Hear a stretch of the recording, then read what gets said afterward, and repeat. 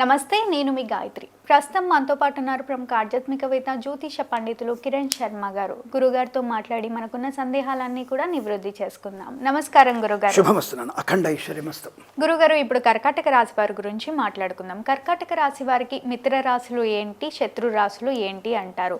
అన్ని రకాలుగా కలిసి రావాలి అంటే ఏ రాశిని వివాహం చేసుకుంటే వీరి దాంపత్య జీవితం ఆనందంగా సుఖ సంతోషాలతో ఉంటుంది అని అంటారు.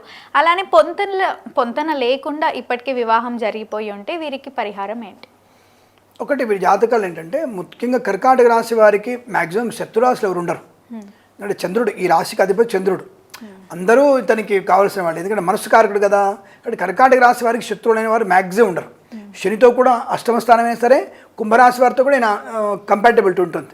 కానీ మనకి కొన్ని రాశుల వారు, ఇప్పుడు శని అనేవాడు శత్రువు కాకపోయినా ఇద్దరి భావాలు వైరుధ్యాలు ఉంటాయి. ఇద్దరికి శనికి చంద్రుడు అంటే శత్రువే. మళ్ళీ చంద్రుడికి ఎవరు శత్రువులు ఉండరు, అందరూ మిత్రులే. సములు లేదా కొంత సములు ఉంటారు. ముఖ్యంగా వీళ్ళు పెళ్లి చేసుకున్న వాళ్ళు కర్కాటక రాశి వారు కర్కాటక రాశి చేసుకుంటే మంచిది, బెటర్, అదే సూపర్. రెండోది పక్కన సింహరాశి వారితో పెళ్లి మంచిదే. వీళ్ళు మిథున రాశి వారితో కూడా పెళ్లి మంచిదే. కానీ మిథున రాశి వారు కర్కాటక రాశి వారు పెళ్లి చేసుకోవద్దు. ఎందుకంటే వాళ్ళ ఇద్దరిలో మధ్య తారతమ్యాలు పాలంగా ఉంటాయి. బట్ కర్కాటక రాశికి ఉండేటువంటి తత్వం వేరు కనుక అందరినీ యాక్సెప్టెడ్. పర్లేదులే, పోనీ నా వాళ్ళే, మా తమ్ముడే, మా బావమరుదే, మా కోడలే, అందరినీ తన హక్కును చేర్చుకునే తత్వం. రెండోది అతి భయం. ఈ రాశికి ఏంటంటే అతి భయం, అతి చాదస్తం. అంటే ఈ రాశి తత్వం ఏంటంటే లేనిపోని విషయాల గురించి ఎందుకు ఏడుస్తున్నారు అంటే ఎల్లుండి మా అమ్మ కొడుతుంది అన్నట్టు ఉంటుంది వీడి పని. ఎందుకు ఏడుస్తున్నావు అంటే ఎల్లుండి మా అమ్మ కొడుతుందేమో, అది ఏమో, అది కూడా కొడుతుంది, కాన్ఫిడెంట్ కాదు. ఎల్లుండి మా అమ్మ కొడుతుంది నన్ను. ఒరే నీకు చెప్పిందానంటే లేదు, నాకు అలా అనిపిస్తుంది. ఒరే అనిపించడానికి నువ్వు ఎందుకు ఏడుస్తున్నారో ఇప్పుడు అంటే దానికోసం అంటే ఊహించుకొని ఏడుస్తుంటాడు, ఊహించుకొని బాధపడుతుంటాడు. మంచి పెళ్ళాన్ని రాదేమో, మంచి మొగుడు రాడేమో, మంచి పరీక్ష రాయలేదేమో, నాకు ర్యాంక్ రాదేమో, మళ్ళీ వీడికే బెస్ట్ ర్యాంక్ వస్తుంది, వీడే టాప్లో ఉంటాడు, వీడే అనుకూలంగా ఉంటాడు, వీడే మంచి విద్యావంతులు అవుతాడు, వీళ్ళకే సంతానం బాగుంటుంది. బహుసంతాన యుగం, 5గురు సంతానం ఉంటుంది వీళ్ళకి, 5గురు సంతానం ఉంటుంది. ఈ రోజుల్లో కూడా అటువంటి సంతాన ప్రాప్తి అంటే వీళ్ళకి ఇష్టం. ఎక్కువ సంతానం ఉంటే ఎక్కువ మంచి అని చెప్పేసి అలాంటి భూ లాభం బాగా ఉంటుంది. వీళ్ళకి మంచి తత్వం, మంచి మనస్తత్వం ఉంటుంది. అదే భయము, పిసినార్తనము, అలాగే ఒక పిరికితనము, ఎవరైనా ఇది అంటున్నట్టు ఒక ఇన్ఫీరియారిటీ కాంప్లెక్స్. ఒక్కోసారి కోపం వస్తే నేనే గొప్ప, నాకే తెలుసు అని పక్కింటి దాన్ని ఈడ్చుకొట్టేటువంటి తత్వం కూడా ఆవిడకు ఉంటుంది. మహా డేంజర్ ఇవిడికి, అసలు పట్టించుకోవద్దు. అంటే ఎండ్రకిచ్చ లాంటిది. కర్కాటకం ఉంటారు కదా, ఎండ్రకిచ్చ ఉంటుంది కదా. ఎండ్రకిచ్చ మీకు తెలుసో తెలియదు, ఇట్లా పోతుంది అది, ఇలా స్ట్రైట్ కిందికి పోయి నీళ్ళల్లో ఇలా పక్కకి వెళ్ళిపోతుంది భయంతో. అది భయం, పక్కోడని పట్టుకోదన్న భయం. అలా తత్వం కూడా అలా సమస్య నుంచి పక్క జరిగిపోయేటువంటి తత్వం ఉంటుంది. ఒక్కోసారి పనికిమాల విషయాల గురించి నాకే తెలుసు అన్నటువంటి ఒక భావనతో, అహంభావంతో బతుకుతుంటారు. బట్ ఇలాంటి లక్షణాలు వీళ్ళకి ఎక్కువగా ఉంటాయి. కాబట్టి కాస్త వీరికి సింహరాశితో వివాహం మంచిదే. అలాగే ఈ రాశి వారికి ముఖ్యంగా చెప్పాలంటే సింహము, వృశ్చికము, మీనము, మకరము, వృషభము, కన్యా రాశుల వారితో వీరికి అద్భుతమైనటువంటి అనుకూలత బాగా ఉంటుంది. చాలా బాగా కలిసి వచ్చే అవకాశాలు ఉంటాయి. మంచి ఆత్మవిశ్వాసంతో, అన్యోన్య దాంపత్యంతో సుఖమైన జీవనాన్ని, బంధులాభాన్ని పొందుకుంటారు. శత్రువులు ఎవరూ లేకపోయినా కుంభరాశి వారితో మందాక అనుకున్నట్టుగా మిథున రాశి వారితో కొంత చేసుకోకపోవడం మంచిది. అలాగే సప్తమ రాశి, సమసప్తక రాశి అయినటువంటి మకరం కూడా పెద్ద చేసుకోకపోవడం మంచిది. అంటే కొంత చెప్పి ఇందాక మరి కుంభంలో మంచిదని గురువారు మీరు కుంభరాశి వారితో మంచిదని చెప్పారంటే లేదమ్మా, వీరికి బాగా కలిసి వచ్చేటువంటి రాశి వృశ్చికము, మీనము, వృషభము, కన్యా, మకరం. ఈ 5 రాశుల వారితో కళ్ళు మూసుకొని చేసుకోవచ్చు. ఎందుకంటే అవి జలతత్వ రాశులే, ఇవి ఈ జలతత్వ రాశి. కాబట్టి ఈ జలతత్వ రాశులతో అనుబంధం బాగా ఉంటుంది కనుక కర్కాటక రాశి వారికి ఈ రాశుల వారితో వివాహం అనేది మంచి అనుకూలతని, ఆనందాన్ని కలిగించే అవకాశం ఉంటుంది. ఇద్దరి మధ్య సయోధ్య బాగా ఉంటుంది. ముఖ్యంగా ఈ కుటుంబాలతో అనుబంధం బాగా ఉంటుంది. అంటే ఈ రాశి ఉన్నటువంటి కుటుంబాల వ్యక్తులతో కూడా వీరు అడ్జస్ట్ అవుతారు. అరే నా వాళ్ళే కదా, సర్లే పొరపాటు అన్నారు, మనం అడ్జస్ట్ చేసుకోవచ్చులే అనేటువంటి భావన. యాక్చువల్గా వృశ్చిక రాశి వారితో వీరికి, వృశ్చిక రాశి టెంపర్మెంట్ ఎక్కువ, చాలా హై టెంపర్మెంటు, వ్యక్తిత్వము, క్రమశిక్షణ, ధనయోగము, విలాసము, దైవగుణము, దానగుణము, అందరినీ హక్కును చేర్చుకోవాలనుకోవడం, తను కడుపులో లేకున్నా సరే ఇంకొకటి దానం పెట్టాలనుకుంటాడు. మరి కర్కాటక రాశి వారికి వీరికి క్వైట్ ఆపోజిట్ ఉన్నాయి కొన్ని విషయాలు. కానీ కర్కాటక రాశి వారు ఈ వృశ్చిక రాశితో అనుబంధాన్ని పెంచుకుంటారు. ఓకేలే, నువ్వు దానం చేస్తాను, పర్లేదు చేసేసాయి అంటే నా సొమ్ము కాకపోతే నువ్వు ఎక్కడ దాకా వెళ్ళు. ఆ అడ్జస్ట్మెంట్కి ఈయన అడ్జస్ట్ అయిపోతాడు. కాబట్టి ఇద్దరికి మధ్యలో సఖ్యత బాగా ఉంటుంది. తప్పకుండా వీరికి ఈ ఇద్దరి మధ్యలో సయోధ్య, వైవాహిక జీవనానందం, శుభకరమైన సంతాన ప్రాప్తి, అలాగే ముఖ్యంగా ఈ కుటుంబ సభ్యులతో మంచి అనుబంధాన్ని పెంచుకుంటారు. అంటే భర్తతో కాకుండా అందరితో అనుబంధం ఉంటుంది. అందరినీ హక్కును చేర్చుకునే అవకాశం. ఈ రాశుల వారికి ఉండే ప్రత్యేకత కాబట్టి తప్పకుండా ఈ రాశుల వారిని వివాహం చేసుకోవడం మంచిది. అలాగే విడిపోతున్నారు అనే విషయంలో మ్యాక్సిమం టు మ్యాక్సిమం కర్కాటక రాశి వారికి విడిపోయే అవకాశం కష్టం, మ్యాక్సిమం ఉండరు, కలిసే ఉంటారేమో.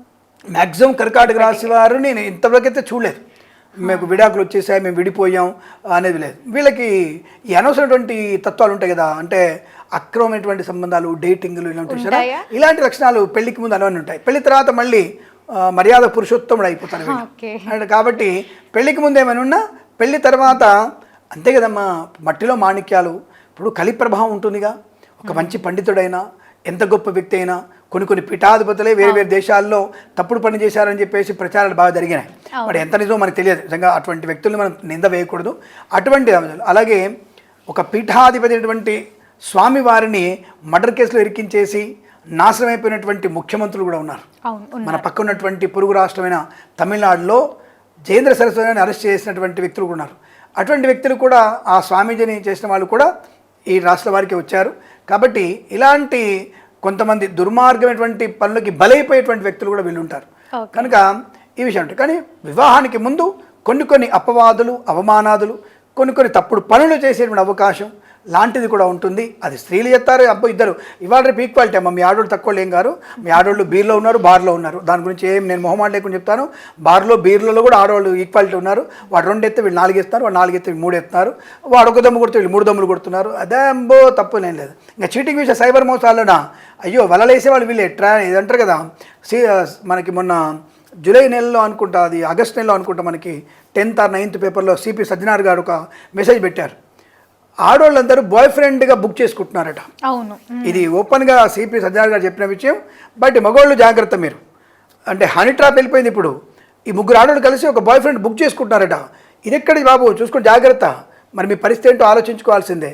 అలాంటి ట్రాప్లో పడితే మీ జీవితం గందరగోళమే ఉంటుంది. కానీ ఇటువంటి ట్రాప్లలో ఉండే వాళ్ళు కూడా సర్లే సార్ డబ్బులు రావట్లేదు అని చెప్పేసి కాల్ బాయ్స్గా వెళ్తున్న వాళ్ళు ఉన్నారు. ఇప్పుడు కాల్ గర్ల్స్ అయిపోయింది, కాల్ బాయ్స్కి వచ్చేసారు. మరి ఏం సార్ డబ్బులు లేవు, నాకు ఉద్యోగం రావట్లేదు అని చెప్పి కాల్ బాయ్స్కి వెళ్తున్న వారు నాకు సంబంధం లేదు. కానీ అలాంటి వాడికి జరిగే అవకాశం ఉండవచ్చు, మేబీ అలాంటి వాడి కర్కాటక రాశి ఉండే అవకాశం ఉంటుంది. కాబట్టి జాగ్రత్తగా ఇటువంటి బిఫోర్ మ్యారేజ్ ఇటువంటి తప్ప విడిపోయినటువంటి నేను జాతకాలు చూడలేదు కాబట్టి మంచి అనుకూలత, ఆనంద యోగాన్ని పొందుకునే రాశులు ఉంటాయి. చెప్పినట్టుగా జాగ్రత్తగా ఉండండి. ఇది సూచన, ఈ విషయాన్ని గమనించుకోండి. సోదనుకుంటే దాన్ని పక్కకు పెట్టేయండి. లేదు ఉపయోగపడేటువంటి మెసేజ్ అనుకుంటే తప్పకుండా 10 మందికి షేర్ చేయండి, లైక్ చేయండి. నమస్కారం. మళ్ళీ రాశి కలవకుండా ఇప్పటికే పెళ్ళైన వారికి ఏంటి పరిహారం అంటారు? నేను ఇందాక అదే అన్నాను, అసలు విడిపోయిన వాళ్ళే లేరు. ఒకవేళ అలా అంటూ ఉన్న వాళ్ళు ఉన్నారనుకుంటే తప్పకుండా వీరు ఈ పౌర్ణమి రోజున తప్పకుండా వీరు గణపతి హోమం చేసుకోవడం. ఏమంటే గణపతి చేసుకుంటే మళ్ళీ క్షౌరం అవుతుంది, డబ్బులు కావాలనుకుంటే అష్టోత్తరం అంటే గణపతికి, చంద్రుడికి ప్రతి పౌర్ణమి రోజున అష్టోత్తరం చెప్పి చంద్రునికి ఆవు పాల పాయసం నైవేద్యం పెట్టండి. పౌర్ణమి రోజున చంద్రుడికి ఆవు పాల పాయస నైవేద్యం పెట్టి అది తినడం వల్ల తప్పకుండా అన్యోన్య దాంపత్య జీవనం ఏర్పడుతుంది. సార్ దానికి సైంటిఫిక్గా ఏమైనా చెప్పగలుగుతారా అని అడగొచ్చు మీరు. సరే మీరు పెట్టమన్నారు, ఏదో నోటికి వచ్చింది మాట్లాడేశారు. లేదండి, అంటే చంద్రుడు మనసు కారకుడు.